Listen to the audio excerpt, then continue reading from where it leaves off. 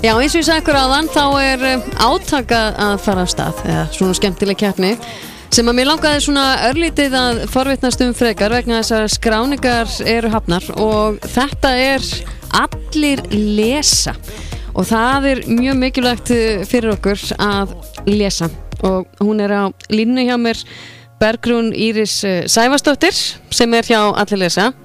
Sæl og blessuð. Sæl og blessuð. Ég hjá hans eftir því ég var að kíkja inn á síðuna hjá okkur að þetta byrjar 27. janúar og stendur til 19. februar og ég sá þetta mitt bara svona dúkka upp í gegnum Facebooka. Það væri byrjað að taka við skráningum. Já, fólk vil vera skipulagt og koma þeir snemast að og margir vinnustæðir eru farnir að smala saman í lið og hvetja sitt lið til að lesa. Já, já. En bara byrja þetta fullum krafti á föstudaginn í næstu viku. Já, og hefur þetta, ég sé að það bæðið sagt solo, tríó eða stórsveit, svona aðeins tengt við tónlist, hefur þetta alltaf verið einstaklingar og þá þrír saman og svo vinnustæðir?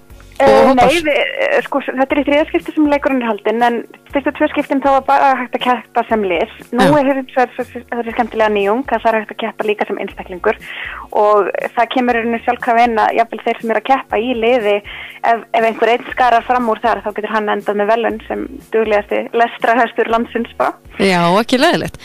En þetta allir aldurshópar sem að skrá sig til leiks? Þetta nefnilega allir aldurshópar og það svo skemmtilegt að nú komið svo mikið inn á fjölskylduliðum, fólk að lesa kannski jafnvel með ómálga börnum, litlum krílum og að því að þau að lesa fyrir börnin þá hægt að skrá það bæði á þann sem les og þann sem hlustar. Þannig að fjölskylduliðin að koma sterk inn og þar eru jafnvel langamur að lesa fyrir lítil kríli. Þannig að það mikið svona liðsheild í fjölskyldum. Já.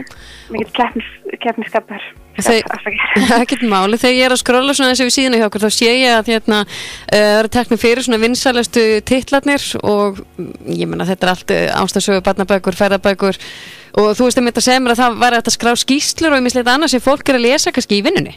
Margir verja mjög miklum tíma í lestur í vinnunni og vilja skrá það inn. Við skráum ekki tímarit og ekki blöð en skýrslur alveg hygglust og marga bækur og við erum að reyna að fá fólk til þess að halda eins bara utan hversu mikið það les á daginn og ekki endilega í blaðsíðutölum, þetta ekki keppni í því hversu mikið magn þú lest heldur hversu löngum tíma þú verð í lestur. En hvaða svona reglum þarf fólk að fara eftir með skráningar og annað? Fyrst og fremst þetta leikur, þannig að við viljum tala sem minnst reglur í rauninni. Okay.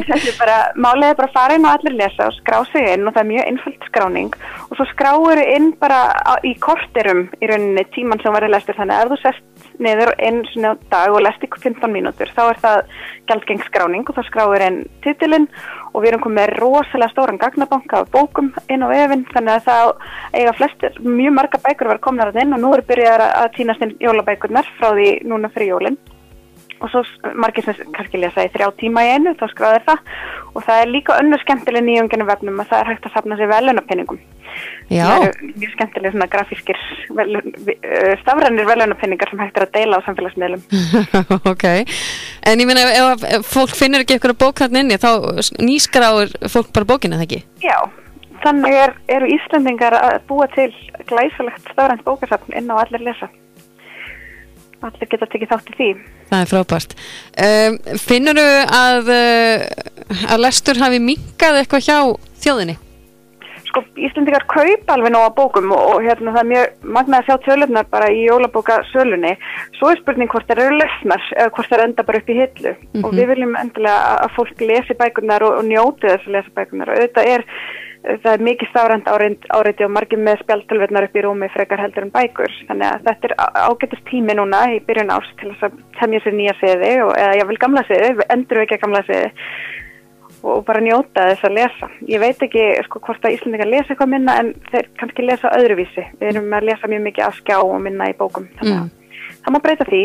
Já, en eitthvað sérstakur aldur sem að les meira en annar aldur? Við sjáum að fólk svona á miðjumaldri les rosalega mikið og í fyrra þá var dreifingin dálítið þannig að það voru skólabörn sem voru duglegust sem og miðaldra, þannig að það eins og það detti niður hérna lestraráhuginn milli kannski 20 og 35, 20 og 40 ára.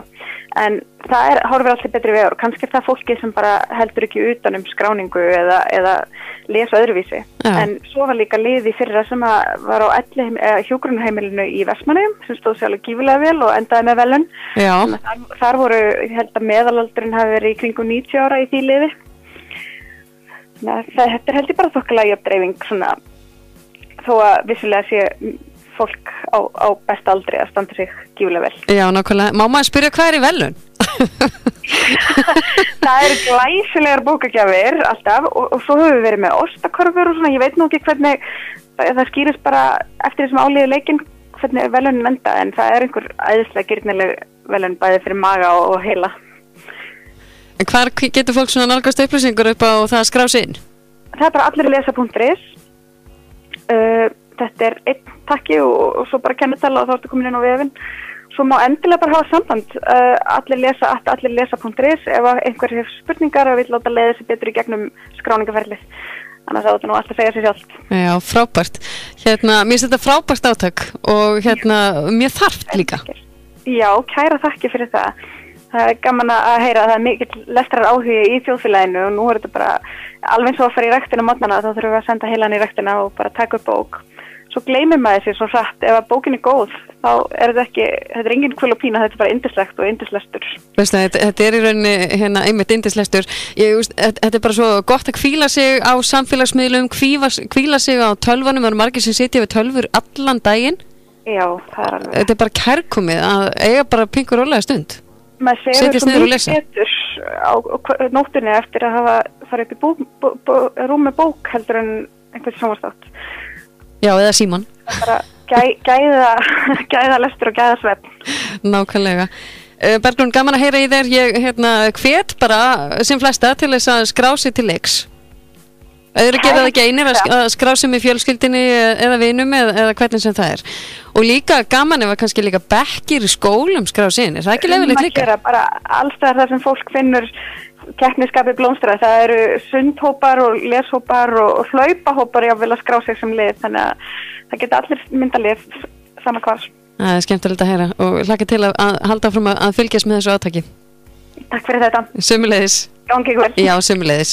Bless. Já, bless. Já, þetta er mjög skemmtilegt og ég var aðeins að svona kíkja eftir því hvaða aldurshópar væri að lesa mest og aldurshópar 40 til 49 ára kemur langhæstur upp úr þessum tölum hérna. Það er minnkar alveg tölvert, það er 150,5 klukkustundir, svo er í 50 til 59 ára það er dettur niður í 34,8 og svo 46,3 í 60 til 69 ára. Þannig að þetta er verðugt að gera fyrir fjölskyldur í hvaða mynd sem er að skrá sig þarna inn og hópa og hverja sem er.